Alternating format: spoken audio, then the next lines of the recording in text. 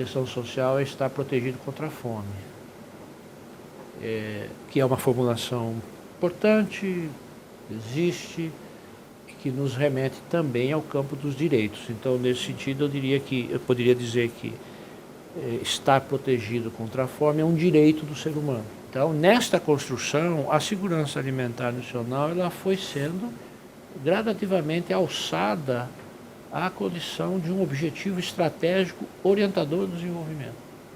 Por isso que a conexão é direta. E uma concepção de segurança alimentar como a nossa, ela não se satisfaz com o fato de você ter disponibilidade física de alimentos. Nós usamos o enfoque da segurança alimentar para questionar o modelo de desenvolvimento agrícola. Quem disse que ter comida no supermercado e não ter caristia faltando na prateleira é segurança alimentar? O que é que você está comendo, que você compra no supermercado? Aliás, todo mundo está podendo ir ali comer? Onde é que está o mercado que resolveu? E a fome aumentando no mundo. Legitimar instrumentos de promoção do acesso à alimentação para aqueles que não conseguem acessar a alimentação por seus próprios meios. Estou me referindo à transferência de renda e estou me referindo à alimentação escolar e, eventualmente, um ou outro instrumento que você possa citar, que são instrumentos que favorecem o acesso à alimentação por aqueles que não conseguem fazer autonomamente. Nós temos o maior programa de alimentação escolar gratuita do mundo. São 45 milhões de refeições por dia. As pesquisas mostram que para um grande percentual dessas crianças, essa é a primeira, a mais importante e às vezes a única refeição do dia. E os resultados começaram a aparecer, o censo está mostrando que está aumentando o número de estabelecimentos, a gente deve ter reduzido o ritmo do êxodo rural, os agricultores familiares estão encontrando mais espaço para permanecer no campo em condição mais digna. A nossa concepção de política de segurança alimentar tem duas características. Uma é a intersetorialidade e a outra é a participação social. O que nós queremos dizer com intersetorialidade? A condição alimentar e nutricional dos indivíduos, das famílias e dos grupos sociais, ela tem múltiplos determinantes. Se são múltiplos determinantes, é preciso tratá-los da maneira mais integrada possível. E isto significa políticas intersetoriais. A fome é um fenômeno político construído pelos homens, pela sociedade. Que a fome tem que ser politicamente desconstruída. Política pública é política de investimento, não é custo. Constituir um sistema nacional de segurança alimentar foi uma deliberação da terceira Conferência Nacional de Segurança Alimentar. A fome é multicausal, várias causas, né, materializam esse fenômeno político. Da mesma forma, várias ações multissetoriais devem enfrentá-la. O Brasil tem mais de 4.300.000 estabelecimentos agrícolas que está no regime de agricultura familiar. E nós temos o PAA, que é um programa de aquisição de alimentos da agricultura familiar, que faz uma coisa belíssima. Ele combina o fortalecimento, a produção de alimento saudável por famílias, pequenas famílias, agricultores familiares tradicionais assentados, ao mesmo tempo que ele abastece a nossa rede de proteção social. Nós, entendendo que o direito à água é um direito fundamental, se confunde com o direito à alimentação adequada, com o direito à vida. As estratégias políticas, elas só conseguiram, assim, elas só conseguem se tornar assim sustentáveis, permanentes, com a presença das organizações, dos atores sociais diretamente envolvidos. Nós adotamos um modo de intervir no território com as políticas territoriais. Nós aprendemos que é transformar projetos pequenos, que têm resolutividade, que resolvem problemas, que enfrentam problemas, tirar ele da escala pequena.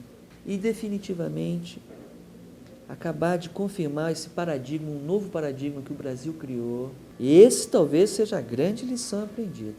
A partir do direito assegurado da cidadania, como alimentação, água, saúde, educação, serviços públicos, a partir daí a gente possibilitar um desenvolvimento pleno, integral, das comunidades, das regiões, enfim, do território todo. país que não cuidar da frequência e da qualidade dos seus alimentos, além de ter problemas de desabastecimento, ela terá também processos inflacionários. Nós desenhamos o programa de aquisição de alimentos que tem uma relação forte com o Ministério do Desenvolvimento Social. O recurso vem do Ministério do Desenvolvimento Social, mas comprando da agricultura familiar e distribuindo para a população em segurança alimentar. Então, o país que quer trabalhar com crédito rural tem que estar muito preocupado com as fontes de recursos. Crédito, você tem que ter acompanhamento, senão vira um processo de endividamento. Então, a necessidade de você reerguer um sistema de extensão rural, de assistência técnica. Então, nós recriamos o sistema de extensão rural, os governadores dos 27 estados recriaram estruturas públicas, todos, ou contrataram, ou revitalizaram.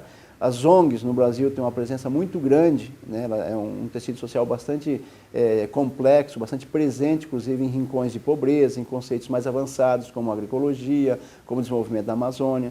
Então, para o governo, interessa trazer essa complexidade, né, de órgãos estatais, ONGs, para operar o crédito rural com a complexidade que ele é. A agricultura brasileira é complexa, é plural. Nós conseguimos, assim como Conquista, mostrar que o rural ele é maior do que simplesmente um espaço de trabalho, né? Você tem que olhar o rural assim como um espaço de vida. A sua estratégia de segurança alimentar muito bem montada, ele vai ter, primeiro, problema de abastecimento, né? Isso é um tema que afeta a todos os países. O segundo, política monetária com problema, inflação. O tema do meio ambiente é o que mais chama atenção e vai chamar nos próximos 5, 6 anos do debate público. Não tem sentido você fazer uma política para poucos se beneficiarem dela. Então, esse binômio oportunidade e capacidades, a política pública, quando chega nesse setor, é muito importante. Então, o setor de crédito, ele tem um desenho diferente, mas continua sendo crédito, microcrédito. Isso nós vimos em Bangladesh, na Índia. Então, isso é um capítulo importante, porque você conecta com o mundo da política monetária, do mundo das economias globalizadas. Agora, se você não tem política, você não mexe o ponteiro da pobreza. Não adianta você dinamizar os pobres no sentido da participação, dos direitos, se você não tem oferta de política pública. A segurança alimentar nutricional, na lógica que nós trabalhamos aqui, ela tem vista como uma estratégia de desenvolvimento. E, portanto, ela estabelece uma relação muito direta na perspectiva do que queremos para o rural brasileiro. O Estado, enquanto um ente, vamos dizer assim, que reúne os diversos interesses da sociedade, né, é fundamental que, em especial no campo da economia, o Estado tenha efetivamente capacidade de intervenção. E nesse sentido, é importantíssimo que nós possamos ter instituições públicas que efetivamente façam esse processo de regulação, de intermediação desses interesses. Isso faz com que nós tenhamos que criar uma nova metodologia de trabalho, isso exige que nós tenhamos uma capacidade de interlocução política bastante diferenciada, porque uma coisa é trabalhar com produtos mais tradicionais, como milho, arroz, produtos que são, ou commodities, enfim. No caso da agricultura familiar, camponesa, nós efetivamente temos que fazer todo um trabalho desde levar a informação, de interagir na questão da capacitação desses grupos sociais para que eles possam estar acessando a política pública. Portanto, de fato, houve uma mudança muito significativa e hoje o reconhecimento institucional que nós temos na sociedade brasileira, em especial para este setor, eu acho que é o grande saldo positivo nesse processo. O tema da segurança alimentar nacional, ele traz enormes desafios e, sobretudo, ele é muito pedagógico, exatamente no sentido de permitir que nós comecemos a tentar estabelecer relações intersetoriais, interdisciplinares, interinstitucional. Eu acho que esse talvez tenha sido o principal avanço que nós conseguimos colocar, inclusive a alimentação, a partir de uma emenda à Constituição, como um direito humano, né, como algo que traz isso para um outro patamar e certamente a partir disso nós teremos condições efetivas, né, de fazer com que o alimento ou a alimentação ela também entre no mesmo status de importância como a saúde, a educação, a moradia, enfim.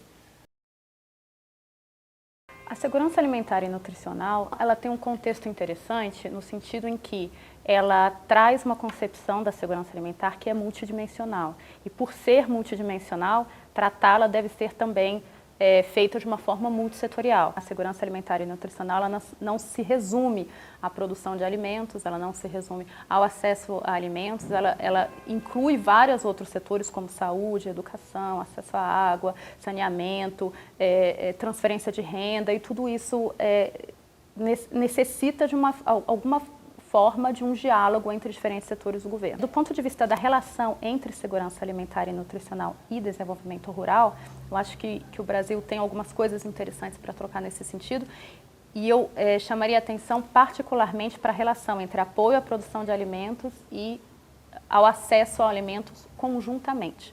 Uma das coisas que o Brasil aprendeu e que passou a trabalhar de forma mais forte é que o contexto da reforma agrária não se resume à redistribuição de terras. Ela começa, talvez, com a redistribuição de terra, e a partir daí é necessário todo um quadro de apoio em termos de programas, apoio público à construção daquele espaço onde essas novas pessoas estão ocupando, que se torne um espaço de produção, um espaço de interação social, enfim, que possa ser sustentável. Tanto a política de segurança alimentar e nutricional como a de desenvolvimento rural no Brasil pressupõem um Estado forte, né? Então você tem um Estado que precisa de uma capacidade institucional forte, que tem a capacidade de financiamento forte, não só em termos do tamanho do orçamento público, mas das instituições financeiras existentes no país e que possam ser utilizadas para crédito ou para essa ponte entre as instituições financeiras do país e as populações rurais. Essa capacidade do Estado de responder e de atuar nessas áreas, ela pode ser limitada em outros países. Então, isso não quer dizer que esses programas não possam ser compartilhados, mas o interesse do país que quer fazer esse tipo de troca com o Brasil em fortalecer as suas instituições públicas e a capacidade desse país em fortalecer essas instituições deve ser cuidadosamente analisado e cuidadosamente levado em conta.